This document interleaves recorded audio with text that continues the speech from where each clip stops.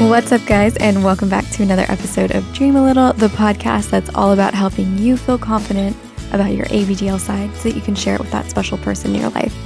I'm your host, Lo, and today we are talking about the 6 struggles closeted ABDLs face. Of course, there are way more than 6 struggles, but these are the top ones that I think you'll find relatable if you're closeted ABDL, or maybe if you're not anymore, but you were at some point. Thank you so much for tuning in. I know that there are a lot of podcasts out there that you could be listening to, so I'm honored that you chose this one and you're spending this time with me. If you're still in the closet and you're wanting to know what it's like to be out in the open with the person that you love the most, you've got to download my free guidebook, Introduction to Coming Out ABDL. It's totally free, and I'm going to walk you through the whole process I use to tell TK about ABDL and help you avoid making the most common mistakes most people make when they have the conversation. You can download it for free at thelittlelounge.com. That's thelittlelounge.com. Today's episode is sponsored by my brand new podcast, Dream a Little Bigger. It's a weekly show where TK and I share our experience with more intimate details of our dynamic and how we balance kink and vanilla life. You can tune into this weekly podcast and get access to over 18 exclusive episodes at patreon.com/dreamlittle. That's patreon.com/dreamlittle. All right, I won't make you wait any longer. Let's just dive in to the first struggle. First up is having to agree with someone when they bash ABDL in conversation. Is this relatable at all to you? I remember, this didn't happen very long ago. I was at work and one of my coworkers was saying, "Oh my God, I would hate to be old. Can you imagine having another adult change you? Like, how embarrassing would that be?" And I just, start laughing nervously and sweating and just, trying to play it cool. I'm like, yeah, that is so embarrassing. Like, who would want that? And, there are sometimes people who are like, calling your boyfriend daddy is so weird. Like, I'm not into incest. And, you're just like, yeah, that's so weird. I mean, if you're friends with the person, it's more comfortable to make your counter argument, and I would be like, no, that's sexy, like I love that, that's hot. But most of the time when you're with people maybe you don't know, or you're in a group of people who just aren't going to get it no matter what you say, it's easier to just agree with them and be like, yeah, that is totally weird. I remember when that show My Strange Addiction came out with like an ABDL episode, and it was advertised on TV, and having that commercial come on was one of the most awkward moments ever, especially when you are a closeted ABDL and you're with your partner. I mean, once you're out in the open, it's easier. Your partner will understand that this isn't an addiction or unhealthy, but when someone doesn't know about this side of you, it's so awkward, and it might even appear weird or strange if you defend the ABDL side without them actually knowing it's something that you want to try. On to the next point, on to the next struggle, which is so what kinks do you have conversation with friends and potential partners.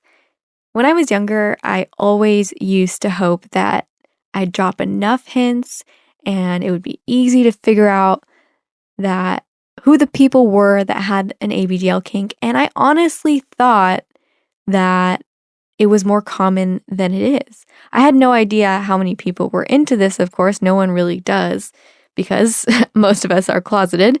But, I just figured everyone's little at some point when they're growing up. So I just thought the odds were in our favor that more people would be into this.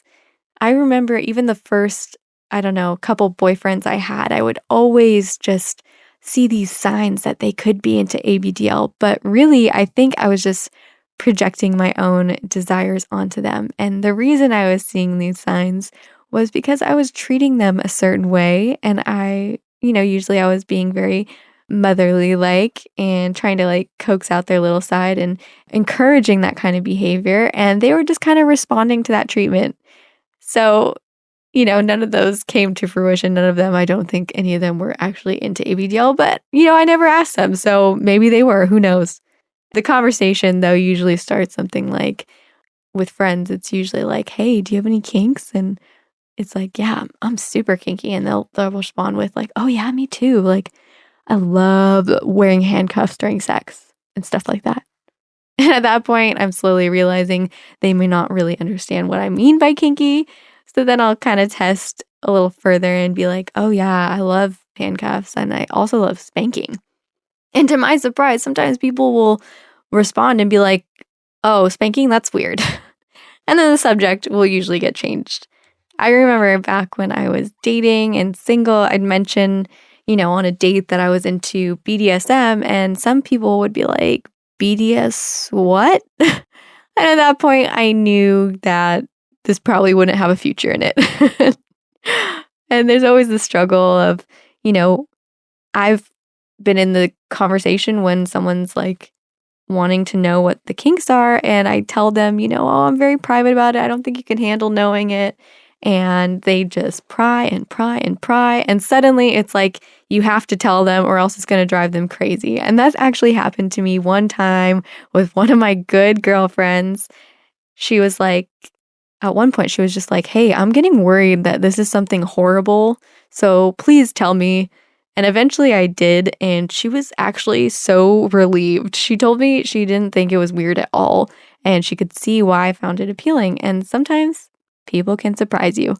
But this episode is about being a closeted ABDL, so let's go on to the next struggle, which is hiding diapers from a loved one or from visitors at your house. I remember when I used to hide ABDL stuff all over my apartment that I shared with my ex-boyfriend.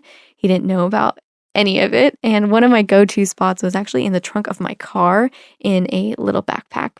And you bet that whenever I was driving and someone needed to use the trunk or we were putting groceries into the trunk, I was worried that, the ABDL stuff I had in that backpack would come to life overnight and sneak out of the backpack that I hid, or like suddenly the backpack would just rip open, like not physically impossible, but I was just worried about it. And every time someone opened the trunk of my car, my heart rate would accelerate and I'd just start sweating nervously because, I can't imagine being caught. I never ended up getting caught, although a weird thing actually happened to me a couple of years ago. I was with TK at the time, so he knew about ABDL, and we had actually just started role playing together when my mom called me and said something like, "Hey, I found your backpack full of dolls in the garage." And I was just confused and I was nervous, and I knew I'd never brought a backpack full of ABDL stuff there, but the mind does weird things to try and fill in the gaps. So I was just nervous. So I asked what was in it, and she told me it was full of Barbies. And I was really confused because I don't have any Barbies. And so I told her it wasn't mine. And she was just confused. It was a big mystery of how this backpack full of dolls ended up in her garage when she's got a bunch of grown kids. And I later found out that the backpack had been a gift given to my sister from her boyfriend at the time. But my sister was like 17 years old, and she was embarrassed to admit that it was hers because obviously most people would consider that too old to be playing with dolls. So in privacy, my sister pulled me to the side and she explained that the backpack was hers, but she told our mom that it was mine for some reason, and my mom believed her. I don't know why. And that's actually one of the reasons why I have these suspicions that either my sister or her boyfriend at the time were into DDLG, but who knows? I don't know how else to explain why she would be given a backpack full of dolls. Moving on to the next struggle, the anxiety attack that you almost have when you aren't sure if you closed all your tabs in your browser.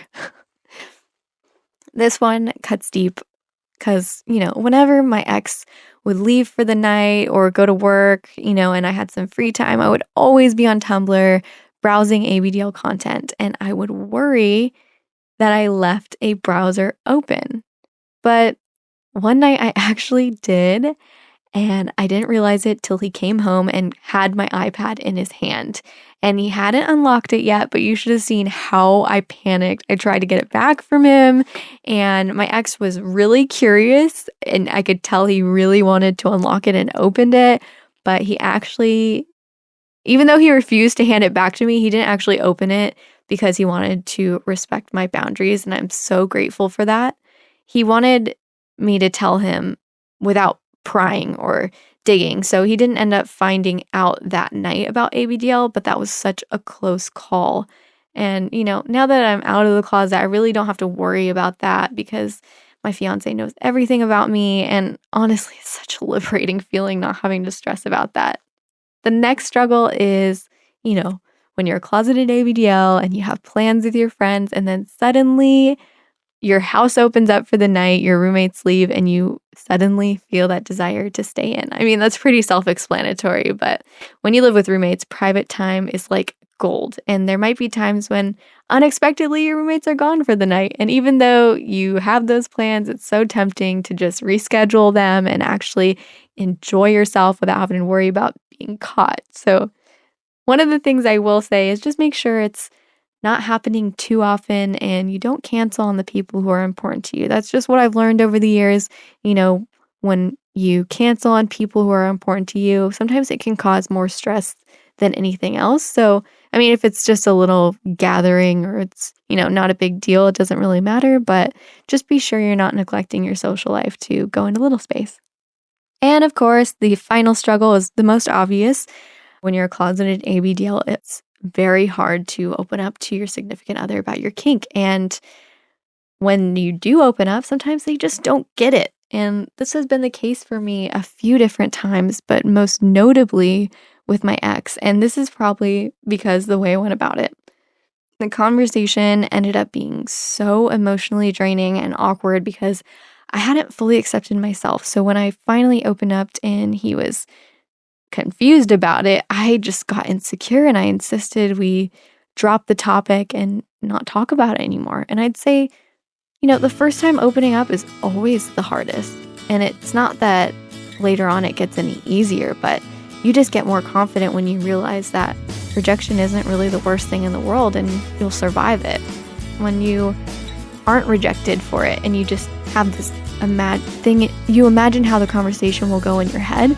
And a lot of times you find out that everything that you've been imagining doesn't happen when you take the right steps. And I talk about that a lot in my Introduction to Coming Out ABDL guidebook, which again, you can access by going to thelittlelounge.com. It's totally a free resource for you. And I'll also follow up with tips and tricks via newsletter to help you get through the process. So, all right, there you have it. Thank you so much for tuning in. I hope you enjoyed this episode and found it relatable. Again, it's just so liberating to be out of the ABDL closet. So please go ahead and download that free guidebook and get on your way to coming out. So thank you so much for listening, and I'll talk to you soon.